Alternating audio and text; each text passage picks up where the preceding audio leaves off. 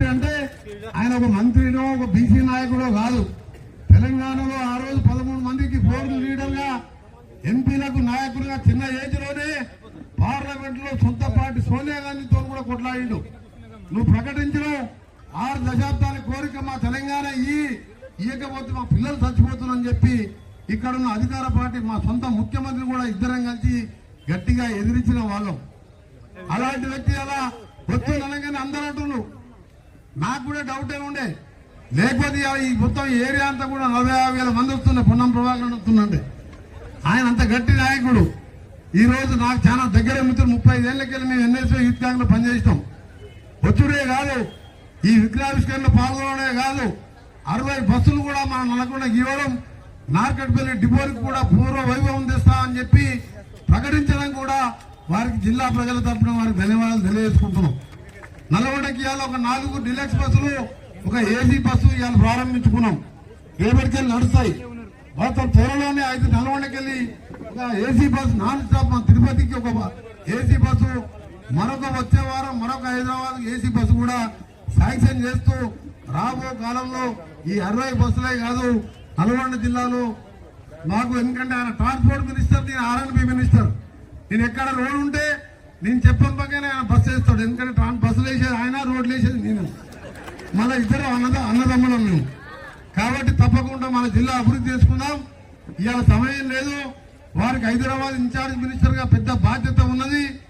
ఎక్కువ ఎమ్మెల్యేలు లేకుండా ఇటు కరీంనగర్ చూసుకుంటూ తెలంగాణ ఆర్టీసీని, నష్టాలున్న ఆర్టీసీని లాభాలకు తెస్తూ, కోట్ల మంది ప్రయాణికులకు ఇవాళ ఉచితంగా ఇస్తూ, బస్సులు కొనుక్కుంటూ, సంస్థకు కార్మికులకు రావాల్సిన బకాయిలు ఇచ్చుకుంటూ 24 గంటలు బిజీగా ఉండే వ్యక్తి ఇలా హైదరాబాద్ లో కొందరు మా కాంగ్రెస్ నాయకులు కార్పొరేషన్ చైర్మన్ గా బాధ్యత తీసుకుంటున్నాం. ఇందులో పాల్గొంటున్న మా మున్సిపల్ చైర్మన్ పురిటి శ్రీనివాసరెడ్డి గారు, అబ్బాయి నమ్మేశ్వర గౌడ్ గారు వైస్ చైర్మన్ గారు, అలాగే మా జాజల శ్రీనివాస్ గౌడ్ గారికి, వేదిక మీద మా వెంకట నరసయ్య గారు, ప్రతి ఒక్కరికి పేరు ఆర్టీసీ నాయకులు ప్రతి ఒక్కరికి, అలాగే పట్టణ కాంగ్రెస్ అధ్యక్షుడు మోహన్ రెడ్డి గారికి, ఈ ప్రాంత కౌన్సిలర్ అశ్విని గౌడ్ గారికి, ఇంకా అందరికీ పక్కకున్న మొత్తం కూడా మీ అందరికీ, మనం చిన్న సభ అనుకున్నాం కానీ ఇంత పెద్ద ఎత్తున సొంతంగా వచ్చిండు. ముఖ్యంగా మా చిన్నారులు ఉన్నారు, మా చెల్లెళ్ళు ఇక్కడ ఉన్నారు.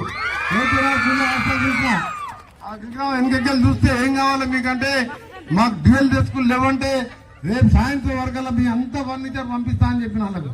ఈ స్కూల్ వెనకనే ఉన్నది. మన SLBC గురుకులం పోయినా నేను కలెక్టర్ గారు పోయి వాళ్ళకు IIT వచ్చింది అమ్మాయికి, ఒక ఇంటర్మీడియట్ లో స్టేట్ ఫస్ట్ ర్యాంకు 440 మార్కులకు 438 మార్కులు వచ్చినది. అది నేను 2009లో మినిస్టర్లో పెద్ద స్కూల్ కట్టించిన. అక్కడ ఒక వాళ్ళకు ఏమడిగిందంటే, నాకు ఒక లైబ్రరీ సపరేట్ కట్టాలంటే వెంటనే నా సొంతంగా 25-30 లక్షలు పెట్టి లైబ్రరీ బిల్డింగ్ మొదలు పెట్టించిన. స్పోర్ట్స్ మెటీరియల్ కావాలంటే 25 సైకిల్ కొనిచ్చిన. లైబ్రరీ కావాల్సిన మెటీరియల్ అన్ని ఇప్పించిన. మొన్న నగర తుంగతుర్తి కాన్స్టిట్యున్సీ ఒల్లాలకు పోతే అక్కడ 700 మంది పిల్లలు ఉన్నారు. రూమ్స్ తక్కువ ఉన్నాయి. నేను ఎంపీగా ఉన్నప్పుడు పోయినా, మొన్న మినిస్టర్ మొన్న పోయి ఆ వంటలు వచ్చిండు. మాకు వంటకు సరిపోతలేదు. కనీసం 700 మందికి ఉండాలంటే రాత్రంతా వంతున్నాం సరదాను. ఎందుకు నీ బాధ ఏంటంటే 3 స్టవ్లు ఉన్నాయి పెద్దవి, 8 స్టవ్లు అయితే మేము పిల్లలకు టైం కొనగలుగుతాం. అంటే 25,000 లెక్క 2.5 లక్షలు పెట్టి వాళ్ళకు 8 స్టవ్లు కొనిచ్చిన. ఫర్నిచర్తో పాటు టీవీలన్నీ కూడా పెట్టించిన. అంటే గవర్నమెంట్ పైసలు కాదు, మీరు అనుకునే మినిస్టర్ అంటే ఎన్ని గవర్నమెంట్ పైసలు. నా కొడుకు పేరు మీద ప్రదీప్ ఫౌండేషన్ మీద ఇవాళ కూడా మా ముఖ్యమంత్రి గారు, మేము మా మంత్రులు ఒక టీవీగా పనిచేస్తున్నాం. ఇలా తండ్రి కొడుకు బిడ్డ చెప్తేనే అడిగడం కాదు. ఇది మా క్యాప్టెన్ ముఖ్యమంత్రి రేవంత్ రెడ్డి గారు. మేము ఏది చెప్పినా మాకు పెద్దోళ్ళు అంటే గౌరవిస్తాడు, చిన్నోళ్ళు అంటే ప్రేమిస్తాడు.